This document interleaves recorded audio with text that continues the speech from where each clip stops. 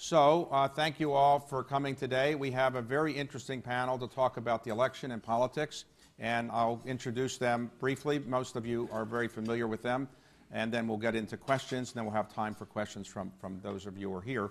On my immediate left, Charlie Cook, who is the founder, editor, and publisher of the Cook Politico Report, which is regarded widely as a Bible for people who care about politics, and he is a knowledge expert on election campaigns and likely outcomes of those campaigns. Judy Woodruff is a senior correspondent for PBS NewsHour. She's also been a senior correspondent at NBC and CNN and covered me in the White House when I was there a few years ago. Mike Allen is the chief political correspondent and White House correspondent for Politico. Previously was the White House correspondent for the Washington Post and Time, and of course is the editor and writer of Playbook, which is a daily Bible of what goes on in politics. And then Chris Wallace, who is the anchor of Fox News Sunday. He has been covering political campaigns since 1980. He's been a senior correspondent and White House correspondent at NBC and ABC. And between them, I have, I guess, dozens and dozens and dozens of years of political expertise. So let's start. Hundreds, actually. Hundreds, okay. Well, I didn't want to make anybody seem too old, but before the debate between Romney and Obama, did any of you honestly think that Romney had a chance of winning this election? And now do you think there's any chance that Obama could lose this election? So why don't we start with Charlie? Well, I mean, a chance is, but clearly President Obama was ahead by 3 to 5, but Romney's numbers, favorable, unfavorables, were underwater, higher unfavorable ratings than favorable, and was in really bad shape in Ohio, Michigan, and Pennsylvania. So it was a long shot. Now I would put it, I'd still give Obama the edge 60-40. I'd say watch Ohio more than anything else. Judy? I agree. Watch Ohio. There still is a way for Romney to win it. If he loses Ohio, it's tougher for him. But he's clearly made that more possible by what he did in the debate. It is a jump ball. It is possible for Romney to win. And you discover that by looking state by state, which is the reason that before the debate, I would have said that Romney had little chance. Before the debate, you saw him falling off a cliff in these key states. Every vital state. The Romney folks themselves would tell you hardening support for the president, softening support for Romney. Now you're seeing the reverse. Now you're seeing all these states move into ties. Chris? I thought beforehand, I was thought there was a greater chance that Romney could win, simply because there was a series of state polls just before the debate, and they showed that it was closing. After Romney had about as bad a September as you could have, it was still closing, which kind of confirmed my belief that there's a lid on Obama's ceiling, that there, because of his poor economic record, that there's a limit to how devoted and committed to Obama people are. Now I would say, I still agree with my colleagues that I think that Obama is a favorite, but I'd make it more like 55-45, and I think there's a very clear, still somewhat difficult, but a much clearer path to Romney winning the presidency. Well, let's talk about the debate for a moment. Based on your contacts and sources, what went wrong for the president? Was he not prepared? And how did Romney become this super debater all of a sudden? We hadn't seen this Romney in the prior 2 months or so in terms of being very assertive and authoritative. What happened at the White House and what happened with Romney? Well, I like Jay Leno's line that only the NFL replacement refs thought the president won the debate. And just to keep that metaphor going, the president looked to me like a team that was vastly overconfident, that didn't fear or respect his opponent and didn't take it terribly seriously. And conversely, the Romney I saw was somebody I hadn't seen in a long time. It was the Romney that I saw when he was running for the U.S. Senate in Massachusetts back in 1994, kind of a pragmatic problem solver, non-ideological. I mean, I would have put him 35, 40-yard line, but I think he was, for the first time in this whole campaign, he was being who he was, as opposed to pretending to be somebody he wasn't. Okay, Judy? I think, I keep thinking of the New Yorker cover cartoon with Romney standing there and an empty chair behind the Obama lectern. A little harsh, but I think that's what a lot of people came away and believed. I think it's still hard to understand truly what happened with the president. We all know he has a cool, somewhat distant demeanor, and so I think that explains some of it. But it also seems to reflect, as Charlie just said, that the president didn't take it as seriously, didn't take Romney as seriously as a threat as he should have. But the reason I'm having a hard time understanding that is that clearly his campaign knew that Romney is a great debater. You go back and you watch Romney's debates in 1994 against Senator Kennedy, in 2002 against his opponent in the Massachusetts governor's race. He comes prepared. He's got his talking points. He looks at the camera. He's makes a very effective presentation. So the idea that they didn't know that was coming, I have a hard time understanding. So I'm still trying to understand what happened. I don't fully know. Mike? Well, I think that's right. And in addition to that, when you're president, and this is why Ronald Reagan lost his first debate, why President George W. Bush lost his first re-election debate. When you're president, it's been 4 years, and if you're Barack Obama, it's arguably longer than that anybody has gotten in your grill. Nobody really tells you what you think, and he just isn't used to it. And that's why we saw the president almost physically taken aback as Romney went at him. The Romney folks, they knew months ago that the debate prep would be the Manhattan Project of their campaign, that was where they were going to flip the switch if they had any possibility to. And we saw a Romney who, his family had for a long time been encouraging the campaign to let him be more of himself, to be less scripted. Part of it is that he resisted that, but we saw him all come out. The problem for him now, he has to do it 2 more times, and there's a number of countries that will tell you one problem is you only get 1 sneak attack. I want to apologize to any of the ambassadors who were insulted by Mike Allen's last remark. Or complimented. You know, Charlie mentioned Jay Leno. David Letterman, because one of the things that's amused me is hearing the Obama camp's series of excuses and explanations for his performance. David Letterman did the top 10 excuses. Number 5, I think, was Mitt Romney's hair is mesmerizing. Number 2 was ask Osama bin Laden how I did. And number 1 was it's Bush's fault. I wasn't the least bit surprised that Romney did as well as he did. He did 23 debates in the Republican primaries that lasted 43 hours. I know because I participated in, I think, 6 or 7 of them. And when he comes with a brief and he knows what he has to do, he is an extraordinarily effective debater. I think back particularly after Newt Gingrich took him down in South Carolina. He came back and they had a debate in Florida, and this really was the key moment as to whether or not Romney was going to be able to hold on and win the primaries or whether Gingrich might blow by him. And he took Gingrich apart. And so I wasn't surprised that with the, all high stakes, he would do just great.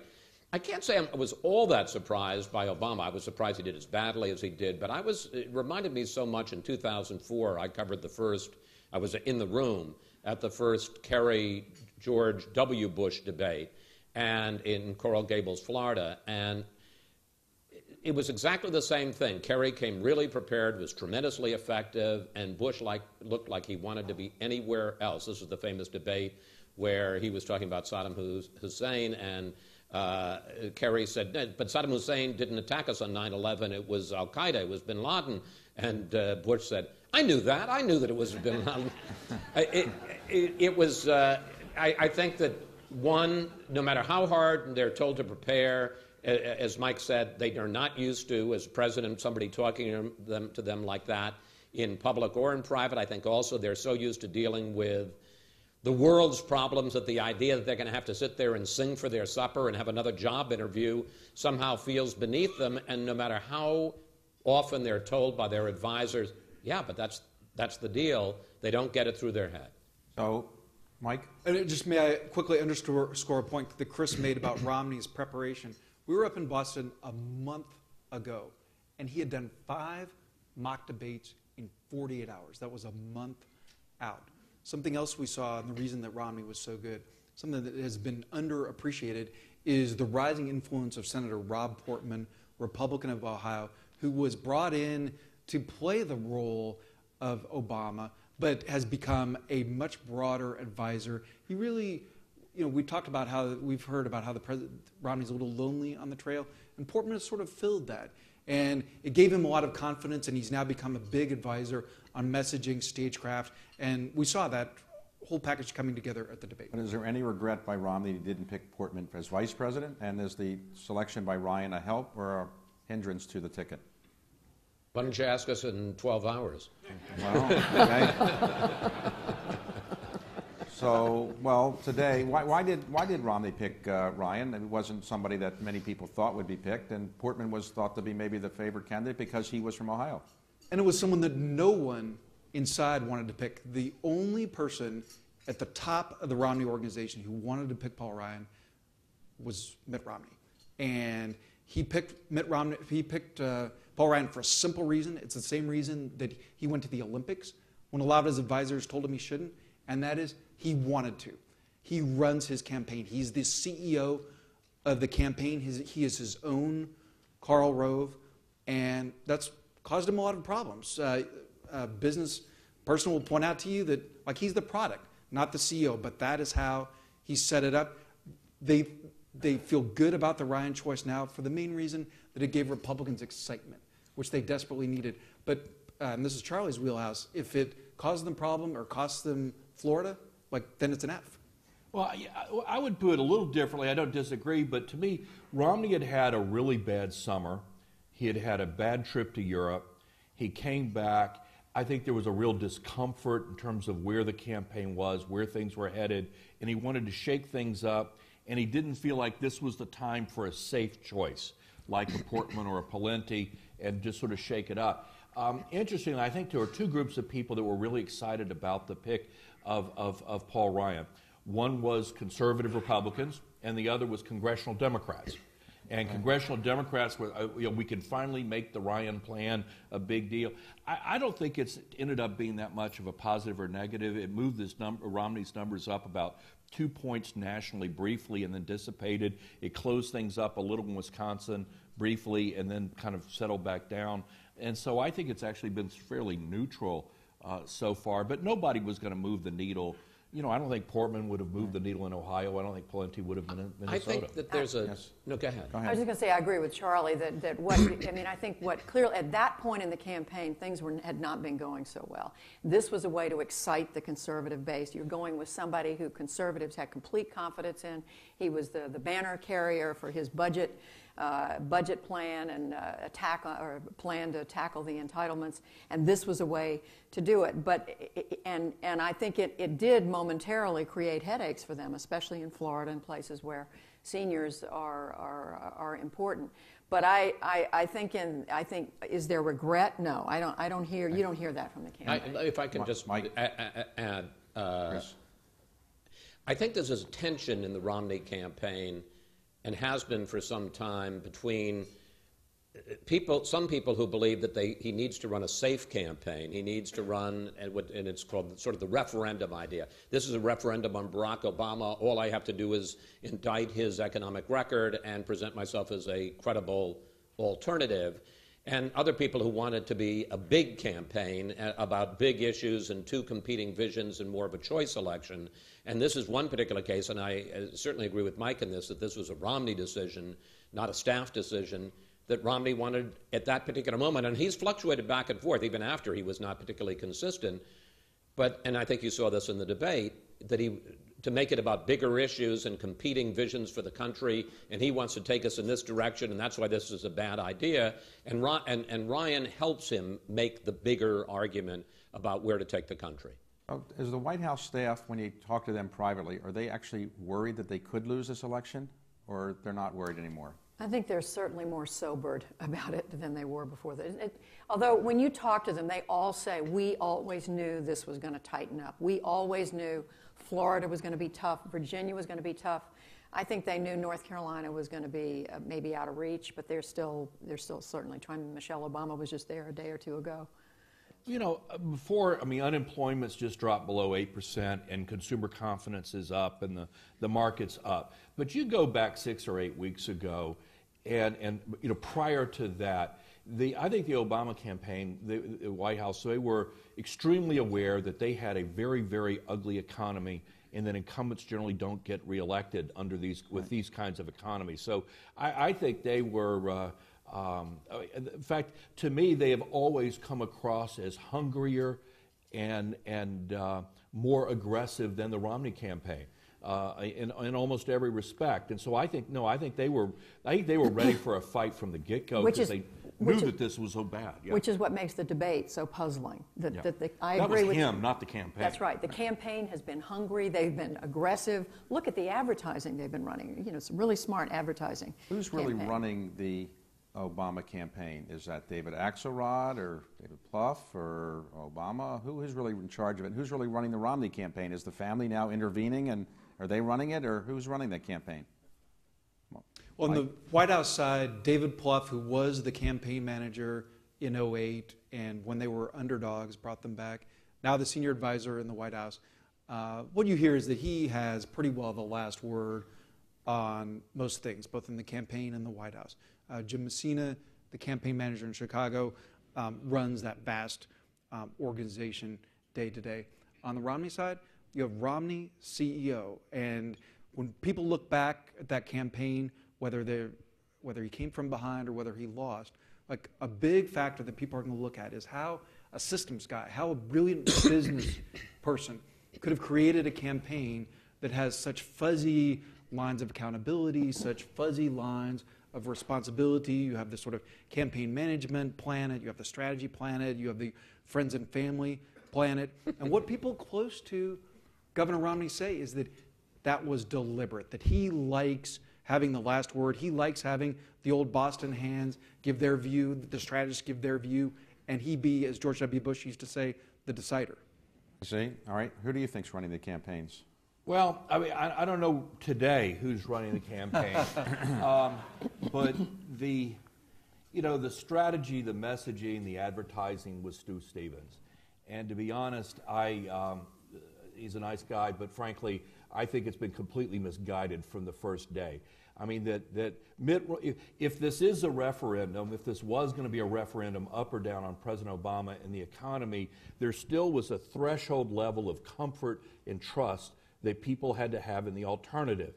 And when the Romney campaign decided to focus everything from as soon as they won the nomination on economy without building him up. I mean, undecided voters in swing states knew nothing about Mitt Romney other than he was a rich, successful businessman. Knew nothing. They had no sense of whether he was a trustworthy person, someone who had the values that they would want in the Oval Office. And the Romney campaign did not go in as a campaign would traditionally do with biographical, testimonial ads back in June to kind of put some meat on the bone so he could reach a threshold level of credit of comfort with voters. So the Obama campaign goes in, bank capital, plant closings, layoffs, outsourcing, income tax returns, Cayman Islands, Bermuda. They basically take a baseball bat and beat Romney's brains in the 6 or 7 swing states, and that's why his numbers were upside down, and that's why he's had so many problems till now. And why they did that, I don't know. I've been asking that question since June. And I just think it was a huge miscalculation. And the Romney campaign family intervention that Politico reported the other day of basically trying to introduce him and get, this is what they should have done back in May and June. The intervention that was reported was that Mrs. Romney and Tag Romney, the oldest son of Mitt Romney, went to his father and said, "You've got to change things." Is that the essence of it? Yeah, and for a long time, the family had wanted to more take the Charlie Cook approach, and Chris Wallace alluded to the fact that their big bet from the beginning, the Stuart Stevens theory, the chief strategist theory of the campaign, was that all you had to be was not Obama. And that turned out to be wrong. And we can see in all the different channels that they're doing now that no, like you have to be someone yourself in addition to being not Obama. Let me just quickly explain, because I suspect a lot of you don't know who Stuart Stevens is, because you lead real lives, and you shouldn't have to know who Stuart Stevens is. Stuart Stevens is a Republican strategist from Mississippi, very interesting guy. At one time was a Hollywood writer, used to write Northern Exposure, has written a number of books on eating in 3-star Michelin restaurants through Europe, so immediately all the ambassadors here like him. He also took steroids at one point to see the effect it would have on his ability to do extreme sports. He has skied the last 100 miles to the North Pole and done endurance cycling and stuff. Very interesting guy, but clearly was first among equals in the Romney campaign for a long time. Very much espoused this theory of this is an election on the economy. All we have to do is be the other guy. It's a referendum on Obama. There was growing frustration in the campaign, as particularly post-nomination, as this seemed to not work as well, and Romney started to fall further behind. It seems, with all due respect, and I have tremendous respect for Mike, I'm told that the family intervention story is somewhat, but that depends on who you're talking to, oversold. But clearly there has been a change. I think Stuart Stevens is still important. I think his star is somewhat an eclipse, and I think other people, there's a fellow former Republican national chairman, longtime operative in this town named Ed Gillespie, and I'm told his star is rising, and he is taking a more conventional, it's us versus the other guy, a choice election. So to finish on debates, two final debate questions. One, what will the president do differently, and how will Romney prepare for a different Obama? And tonight we have the vice presidential debate. So let's talk about the presidential debate first. What would you expect to see Obama do differently next time, and how would Romney be prepared to deal with that, would you say? Well, I think the president is going to show up at this debate, the next debate, which is on the 16th. It's a week from today. It's a different format. It's a different format, which makes his job, frankly, tougher, because he's not going to be the moderator and the two candidates. This is a town hall meeting. It's going to be moderated by Candy Crowley of CNN. They're going to be voters, undecided voters who've been chosen, I think, by Gallup, who are going to be there. It's at Hofstra University in Hempstead, New York, Long Island. And so the job for the president is both to make up that ground and reassure the people who are with him and the undecided voters that he really is in this thing, that he really wants to be reelected. And he does have an argument to make against Romney, but he's got to do it in a context of answering the questions of these voters, because that's the format, that's the structure of the debate. It's a trickier challenge for him than just a straight-on debate. And the third debate, David, by the way, which is the week after, the Monday after, is foreign policy, which is another set of issues. Right. So the debate, we'll see a different Obama, we'll see a different Romney, or what will we see in the next debate, would you say? We'll see more of the Obama that we've seen on the road, on the trail, more of the President Obama that we're used to seeing. He held back for whatever reason. Now he realizes that, as you all suggested, he has to show that he wants it, that he has to show that he's as hungry as his campaign. George W. Bush used to say, you have to ask the people for the vote, ask for the order. We'll see President Obama doing that very clearly. Okay, so on the vice presidential debate tonight, is this going to be relevant? Do people really care who the vice presidential debate winner is? Does it affect the elections? And what would you be looking for tonight? I think there should be a disclaimer across the TV screen. This is for entertainment purposes only and will not affect the election, unless, of course, it does. Right. No, I think it's going to be great fun to watch. But, the thing is, the test is this. If Lloyd Bentsen destroying Dan Quayle had no effect on a campaign, what will? And you took my line away. I was actually the moderator of that debate with Bentsen and sorry. Quayle. I wouldn't have stepped on it, Judy. I forgot.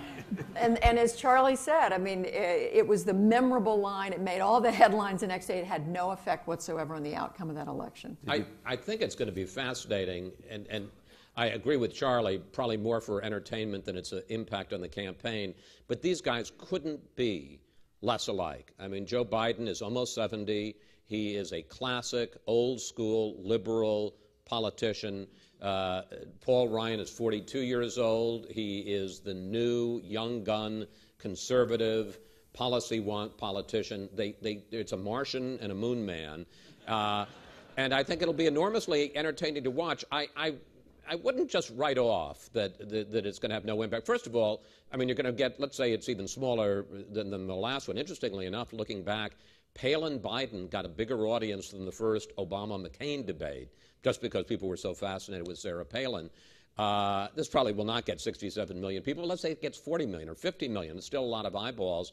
And I think what you'll see Biden do is go after Ryan's, not Romney's, but Ryan's record and some of the budget proposals that he's made in the past in the Ryan plans and say, that's the real Romney. Not what you're hearing now, but that's what Romney will do if he becomes president. He'll cut this program. He'll raise this tax. Well, not raise, lower this tax.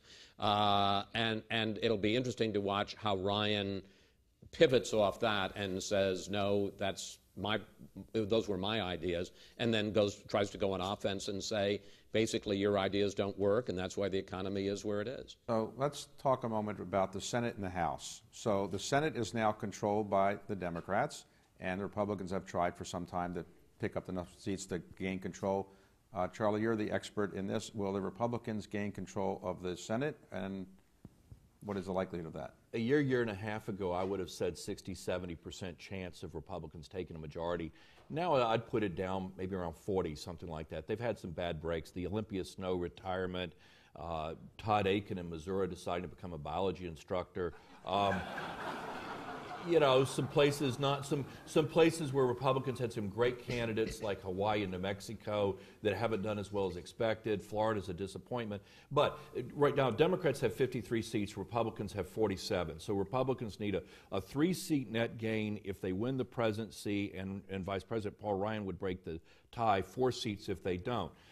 Republicans are going to win Nebraska, Ben Nelson's open seat for sure, a Democratic seat. So effectively, it's 52-48. So Republicans need 2 or 3 seats after you factor in Nebraska. There are 10 toss-ups, 5 Democratic, 5 Republican. I think on the day after the election at lunchtime, I don't think we will be sure who's going to be in a majority in the Senate. I would give Democrats a little bit of an edge, but when you've got 10 races that are effectively within 3 points, and one thing about Senate races that happens is on Election Day, even if you take out the wave elections like 06, 08 for Democrats, 2010 for Republicans, they don't break down the middle. They don't the 2/3 of them tend to break one way or the other. It's like dominoes, and they tend to break more one way or the other, just sort of wherever that last gust of wind is. But you say we won't know. It's because the race will be so close, and so they'll have to recount or so When forth. this group of seats were up last in 06, you had Missouri, Montana, Virginia, 3 states that effectively decided the majority in the Senate. 4.8 million people voted in those 3 states. They were decided by 60,600 votes, and it was well into the day before we knew who was going to be in the majority. Who would you think is going to be in control of the Senate, any of you? Mike? Or? This is congruent with Charlie's math, just to the other end of the telescope. We think that whoever gets the White House will get the Senate. That is it. Today, you would say the favorite is President Obama. Today, you would say Democrats are likely to keep the Senate.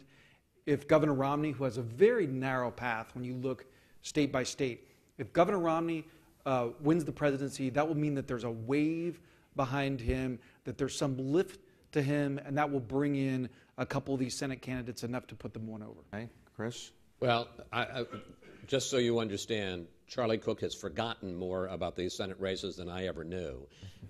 He is the Bible in this.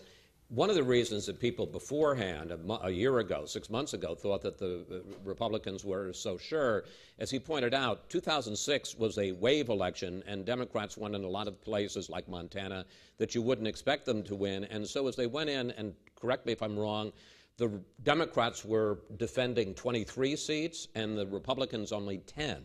So, I mean, just by the nature of the mathematics, it seemed likely that the Republicans would pick up seats and the Democrats would lose 23-10. But right now, I think the conventional wisdom and the Charlie Cook wisdom is it's probably less than 50-50 that the Republicans will take the Senate. Talk about the House for a moment. The House is controlled now by the Republicans. The Democrats have to pick up a lot of seats. Is that possible? Can the Democrats gain control of the House? It's a real long shot. The Democrats need a 25-seat net gain. To put that in historic context, since the end of World War II, Only once has the party in the White House picked up even 15 seats in a presidential election year, and that was when Lyndon Johnson was destroying Barry Goldwater. So in other words, not even in Nixon's 72 or Reagan's 84 landslides did they get out of single digits. But for Democrats to net 25, they're probably going to lose about 10 of their own seats. So they've got a gross 35 to net 25. I think it's pretty unlikely. I'll tell you, the White House is assuming that if the president's reelected, he's dealing with a Republican House of Representatives. Okay, so you all agree that that's? I want to associate myself with the remarks of Mr. Cook. Okay, so let's go through some of the key Senate races. Who's going to win in Massachusetts? Elizabeth Warren or Senator Brown? Charlie? Oh. To win, Scott Brown has to get 100% of the Republican vote, 100% of the independent vote, and 1 out of 5 Democrats to vote with him. In other words, maybe 200,000 Obama voters have to split their tickets and vote for a Republican for the Senate. I think it's going to be an extremely close race, but and I think Scott Brown's a terrific candidate, run a great campaign, but it's a little uphill for it's close. But I would give Warren a little bit of an edge, despite the fact that I don't think, frankly, her campaign's very good or she's very strong. But you know. Okay. It is what it is. I can't make a prediction, but I think Warren is helped enormously by the president in Massachusetts. And she seems to have a growing edge. She's raised more money than people thought that she would. So, as Charlie suggested, such a difficult state in a presidential year. In 2004, it was the bluest state in the nation, except for D.C., had more Democratic votes. Massachusetts had the highest Democratic percentage. Utah had the highest Republican percentage, but very difficult. And Scott Brown has been hurt by the debates. It's very difficult to debate someone of a different gender. The Biden people were telling us that he feels a lot less pressure this time. He really felt it was going to be hard to go against Sarah Palin, to be appropriately deferential. Scott Brown has had that problem with Elizabeth Warren. He's gone out in some of the debates every single time. He refers to her as Professor Warren. And he had a sort of nice guy image going for him that he's lost. Would any of you care to make a projection about the biggest upset that you see in the Senate, with the most unlikely win by somebody that no one is expecting now? The biggest surprise to me is Connecticut, where Linda McMahon is running a little bit ahead of the Democrat Congressman Murphy. And you know, given that she spent $50 million in a great Republican year and came up short last time, but it's almost as if women voters have sort of gotten over the wrestling thing. I mean, it's like old news. They've moved on. And I know there's a lot more moving parts in the election than that, but that's the biggest surprise to me so far. She's running a very different campaign from the one she ran the last time. The other interesting race, I don't know if it's going to be a surprise, is Richard Carmona in Arizona, the former U.S. Surgeon General. I mean, just has been under President Bush. Under President Bush, and he's running as the Democratic candidate for the Senate. It's still, you know, we don't know that you can't predict he's going to win, but he's made it much more of a race than people expected. Aiken also, I would have to say, is a surprise, because after he played biology professor, I think everybody thought he was dead. He'd be forced to drop out. You had people like Karl Rove and American Crossroads and the National Republican Senate Republican Campaign Committee drop him, and hasn't put a dime into the campaign. And people like Mitt Romney saying he should drop out, and I think everybody just thought he would first he'd drop out, and if he didn't, that he would drop off the cliff, and it's still a reasonably close race. If I'd had to bet, I'd probably still bet on Claire McCaskill winning, but it's not the walkover people thought it was going to be. Can I say something about Missouri, though, real quick? That, remember, there was a great political philosopher, James Carville, once described Pennsylvania as Philadelphia in the east, Pittsburgh in the west, and Alabama in between. That kind of works in Missouri. St. Louis in the east, Kansas City in the west, were base Democrats, and then Alabama in between. So, I'm sorry, Mike. So, Mike? Excuse me, and it's not an upset or a surprise, but just to reference the other marquee Senate race, here in Virginia, Tim Kaine, the Democratic former governor, looks very strong. That's a real problem for Mitt Romney. He needed a stronger George Allen to bring him along. The race is a toss-up, but at the moment, Kaine looks strong. That's a real worry to Boston. So let's assume that what you more or less say is likely to happen. The House will stay Republican. The Senate might stay Democratic. Do you expect any leadership changes in either the Senate or the House, in the Republicans or Democrats? Anybody likely to be challenged, or anybody likely to retire as leader, or you think we'll see no change? No. I think no change. The only way I think in the House you'd see a change is if Republicans, and I really don't think this will happen, if Republicans lost more than 15 seats in the House, I think Boehner could have a problem. But I think it's probably going to be more single digits, and so I don't think he'll have a problem at all. Let's assume whoever is President of the United States, we'll have to deal with a lame duck session of Congress. We've got the fiscal cliff issues. What do you see or what do you hear now is likely to happen in the lame duck session? Let's assume for a moment Obama is reelected. What do you think will happen then? And let's assume that Romney's elected. What do you think will happen in the lame duck then? I think, well, I mean, so much depends, of course, on who's elected, what the margin is, who's going to take which Senate seat. I see a holding action in the lame duck with nothing definitive, unless the president or Mitt Romney comes in with a very convincing win and just has the kind of sort of moral authority that comes with a wave election in either direction. Right now, I don't think we see that. Chris said maybe it could happen. No, I'm sorry. Mike said maybe it could happen for Romney if all the the stars are in alignment. Yeah, my guess is that for all the talk of the fiscal cliff, it'll just be pushed off for 6 months. And in addition to which, if you had a wave election, it would mean, and I thought it was interesting what Boehner said the other day, that he had a problem with the idea, if there's a wave election, that means there's going to be a big change in the makeup of the House and or the Senate. And do you want this old House and Senate, which is unrepresentative of what the country has just voted, making laws that are contrary to what the new House and Senate are going to do? So I think most likely, for all the fears of, and Lord knows we'll cover it on cable news, of a fiscal cliff, my guess is it just gets put off. And we do see the likelihood of a deal to make a deal, as they're saying, but there are two complications to that. And there's a lot of incentive for it. The markets day by day are going to be tracking a deal. There's going to be a lot of incentive to reassure the markets. But the two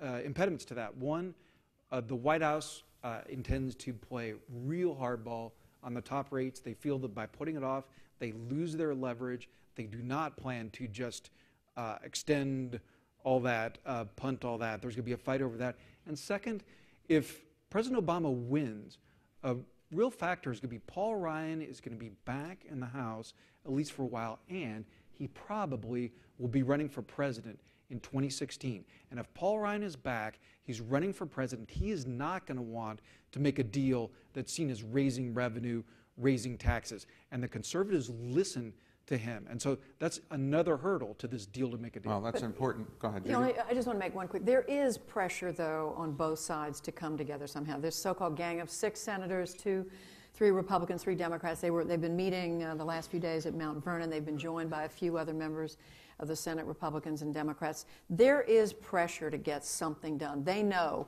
that the country is on the edge of its seat. The business community, corporate America, you know this better than anybody, David, to get this figured out. And they're aware of that. So it's not as if they're oblivious. They're meeting in Mount Vernon to get inspiration from President Washington, or is that why they're doing it that? Good question. You mentioned 2016. So it's not too early for Washington, D.C. to think about the next election. We're in 2020. Why wait? So let's assume for a moment Obama is reelected, or let's assume he's not reelected. Either way, who is the likely Democratic nominee in 2016? Yeah. Is there any doubt that who the front runner is going to be? It's either going to be Hillary Clinton or, everybody thinks she's at least going to give it a serious look. Nobody knows for sure that she's going to run. Terry McAuliffe is out there somewhere. Terry, what do you think? No comment. That's a yes. Or it's going to be, who else? Who else is it going to be? Andrew Cuomo, maybe? I think he'll look at it. Yeah. Okay, and the Maryland Governor Martin O'Malley certainly is going to make a run too. I can assure you there'll be no private equity person running for president again. But so if Romney... You're making a Sherman statement here, are you, David? If Romney is not elected, who will be the presumptive nominee for the Republicans in 2016? Is Paul Ryan the presumptive then, or it's too early to say? He's going to have to fight Senator Marco Rubio of Florida for it. Like those two, Marco Rubio had a fantastic convention. He's a great speaker. Like, they seem to be the clear two front runners, but there's a long bench. We think that Governor Chris Christie of New Jersey will also go for it. Governor Bobby Jindal of Louisiana already fighting for it, already working for it. Let's assume for a moment Obama is reelected, and we've already heard that Hillary Clinton is going to step down as Secretary of State, and Tim Geithner, I think, has said he's going to step down as Secretary of Treasury. So who will be the next Secretary of State? Who will be next Secretary of Treasury if Obama is reelected? And if Romney is elected, who will be the Secretary of State and who will be the Secretary of Treasury? Any guesses? Well, I'll tell you who it won't be as Secretary of State: Susan Rice. Okay. I think her chances were greatly diminished by her performance on the 5 Sunday shows a couple of weeks back, and I think that would really come back to bite her in any confirmation here. But I thought she was relating what she'd been told by the intelligence community. Is that would still be a problem for her? I think that the increasing information is that wasn't what the intelligence community said, that a great deal of... See, here's what I don't understand about that whole story. She came on our show, and I take this personally because she came on my show, and I specifically asked her about, here's what the president of Libya has said, that it was a pre-planned attack. Here's what al-Qaeda has said. And she continued to tell the story of a spontaneous demonstration. We now know, and I'm going to get on my soapbox for a minute, because at about 6 or 6:30, not yesterday, but the day before, Tuesday, the State Department had a conference call in which they told a few select reporters that there was no there was no protest at all, that in fact that Ambassador Stevens had gone out into the street with a diplomat whom he had had dinner with at 8:30 at night, and he had said goodbye to him, and that the report from the embassy was there was nothing there. Nothing was going on. There had never been a demonstration. It had been quiet all day, and at 9:30 these armed people came in and attacked. Incidentally, almost not a word about it in yesterday's Washington Post or yesterday's New York Times. But in any case, so how does she get on the air, not 1, not 2, but 5 days later, and talk about a spontaneous protest that never existed? Well, but I still think there was a fog of intelligence. The Well, intelligence was not completely clear. But Judy, how do you have a was it? spontaneous protest that never existed? And it turned out yesterday at the hearing that the person in charge of security for the State Department was on the phone in real time on that Tuesday night, the 11th, with the people in the installation in Libya, and was told that there was no protest before the attack. Mike? Just to bolster Chris's point and why this is going to be a story for a long time, in the State Department briefing, they also said a crucial addition to this is that they had never thought that it was the spontaneous eruption that Ambassador Rice talked about on our show, which is different than the fog of intelligence, which had been the original excuse. Therefore, you think the next Secretary of State, if Obama is reelected, would be... Not Susan Rice. Yeah. Not Susan Rice. Okay. Senator John Kerry. Senator John Kerry is a logical person, and we're told the president doesn't blame him for the debate prep problem, although nobody really wants to be associated with that. Okay. And what about if Romney is elected president? Who would be Secretary of State or Secretary of Treasury? Any? Well, Bob Zellick, I think his name is out there. But the thing is, in the Romney camp, you know, as Mike and Chris have been describing, there's an array of opinion. There's an array of opinion in his foreign policy camp. I mean, all the way from John Bolton, the former UN ambassador, to Bob Zellick, and many in between. And I think, I think he's more likely to go with a Zellick than with a John Bolton, but we don't know. And may I throw out a very wise person, the great mentioner just mentioned as a possibility for Secretary of State, Senator Rob Portman, who's become such an important advisor, has Hill experience, has White House experience, and are both 41, 43, would be a very reassuring pick to watch. Let me just pick up on what Judy said, because I think one of the really interesting stories, if Romney is elected, and it sounds odd to say after a guy's been campaigning for president for 8 years, but I think one of the real interesting questions will be who is the real Romney, particularly now that he's not running. Yes, 4 years from then he'll be thinking of re-election, but is not running at that moment for president. And we don't know. And there will be a battle, for instance, at state between the neocons and the foreign policy, quote, and I just use this jargon, realists. And whether it's a Zellick or a John Bolton, there's going to be a very interesting thing, and we'll find out where Romney tilts in terms of the people he selects for his cabinet and top staff. No, I agree completely. The Republican foreign policy sort of establishment, the main old style, have been very uncomfortable with most of the things Romney has said in the area of foreign policy, that the neocons seem to have had a more dominant voice. But the question is, to Chris's point, where's the real Romney? And if elected, would he go back more over towards the Scowcroftian view of foreign policy or the neocons? So with 26 days to go before the election, just one last question I'd like to ask. What would you project is the electoral vote for the winner? How many electoral votes you think the winner will be? Let's say President Obama. How many electoral votes you think he would get? 270 is needed to win. 300. 300 for Obama. Judy, what would you say? And you'd say I'm not going to say who. I'm going to say whoever You'll wins. say 300. And the winner will have. I'll say 295. 295. I'm going to take the over 305, 320. I think that there's going to be a tipping point. I think there's going to be a clear winner. I think there will be an early night. As somebody improves in Virginia, they'll improve in Ohio, they'll improve in Colorado. It'll be a clear win. You know, here's how weak-minded I am. When Charlie gave his number, I thought that's the perfect over-under number, and in fact I was going to take under. After hearing Mike, I'll take the over as well. Oh, but you mentioned the early. Let's, Chris, for example, there are going to be exit polls this time, but not in as many states. Not as many states. So when will we really know? Most likely, let's suppose the networks know at 9 o'clock East Coast time who the winner is. How long will it take before you actually go on the air and say who the winner is? Are you? Well, we will not say who the winner is until they have. We project them to have won states with 270. It was pretty clear early on that Obama had won, but it was, 9, 10 o'clock at night before we finally announced or, projected that he was the winner. In other words, we have to project. We can't just say, well, he won Virginia, so therefore, even though we kind of knew at that point that it was over. But if the polls haven't closed in the West Coast, and it's likely that one person has won, you still will go on the air now and say the winner is X? We wouldn't wait for the West Coast. We would wait until we had projected states with a sufficient number of electoral votes. Here's the catch. Exit polls are still polls. And they're not, if a race is within a point or two, an exit poll doesn't tell you anything more than you already knew.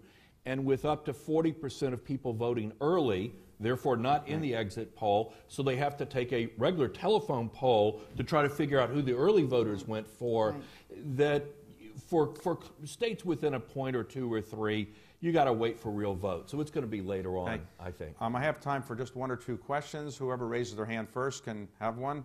Any questions? Who wants to ask the second question? All right, first one right here, and then we'll have one more, and then... I may have misunderstood, but no one mentioned Jeb Bush for the next time around, and he, to me, seems like the strongest of the lot. Okay. I'll take that one. I think Governor Bush is an enormously competent guy, impressive guy. To me, his problem is obviously his last name. And I have the impression that maybe every 3 or 4 months he pulls out a Geiger counter and holds the thing next to his last name. And as long as it goes, then he turns it off and puts it away. And as soon as it doesn't happen, if he's still young enough, he'll run. But, it is what it is. Okay, so any other comments on that? Other questions? Other questions? Okay, so one more question back here, and that'll be the last question. Do you think all the money that's been raised and spent is going to be a significant determinant of who wins?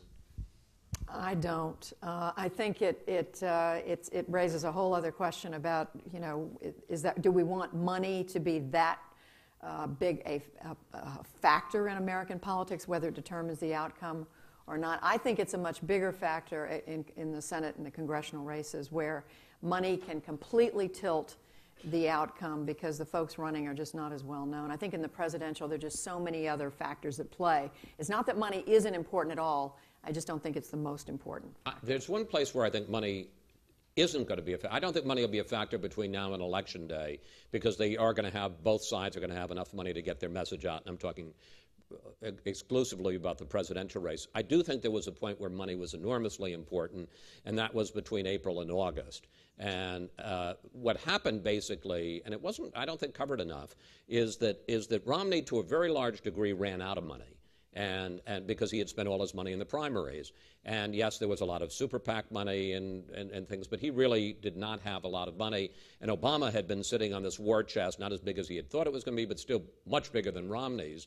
And the reason that Obama overwhelmed Romney with those ads between April and August, when, as Charlie said, he was able to demonize him as this out-of-touch plutocrat, from the Monopoly game with a monocle, is because of the fact that he had a huge advantage in money, and they could not start spending general election money, although they were sitting on a whole treasury of it, until he had literally not only been nominated but accepted the nomination in late August. So I think that was the one place where money was important. Let me add one to everything that Chris said, but let me go January to April. The Republican nomination went a lot longer than it would have because you had, here's a business group, mezzanine financing in the way of super PACs, basically providing money to Santorum when he needed it, Gingrich when he needed it, actually even Romney at a couple points when he needed it, and it kept the Republican nomination contest going a lot longer than it would have. All right, I want to thank our 4 panelists, Chris Wallace, Mike Allen, Judy Woodruff, and Charlie Cook. And we give you this gift.